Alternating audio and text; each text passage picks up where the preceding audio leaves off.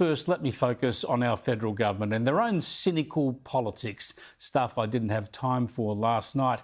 After a year or more of criticism and controversy and digging in over their terrible super tax grab, the Albanese government made a stunning backdown yesterday. They will not, after all, tax unrealised gains. That is, they won't tax people for the theoretical gains in their super funds before they've actually sold their house or shares or whatever assets and realised a profit. It was one of the worst, most unfair and economically ignorant tax proposals ever made, and they've effectively admitted that by finally scrapping that provision. But they deliberately chose yesterday to announce it, a day when they knew the whole world would be focused on peace in Gaza and the return of the Israeli hostages.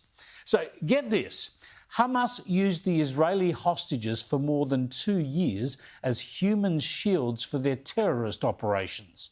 And our government is so lacking in class and transparency that it used the release of the hostages as a political shield for the announcement of their super tax backdown.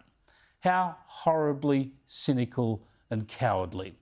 And by the way, I think it's shameful that the Prime Minister is out of the country at the moment. He left the country on the weekend for a tropical holiday. Labor was so brutal about Scott Morrison holidaying in Hawaii when he was Prime Minister. And as I said then, it was a mistake for the PM to holiday overseas. And now Albo does the same thing.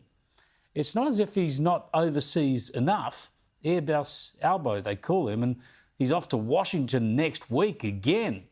Yet he needs to holiday overseas, apparently, just when the Middle East peace deal is happening, just when the Australian Jewish community gets something to celebrate after 2 years of horrendous anti-Semitism that's been unchecked here under Albanese's watch. The Prime Minister should be fronting up this week to show solidarity with the Jewish community, admit he was wrong to abandon the US and Israel in their strong military and diplomatic strategy, and to answer for his super backdown. Instead, he's out of the country, spending his holiday dollars overseas. Prime Ministers should holiday in Australia. They spend enough time overseas and should be at home and on hand for the country as often as possible.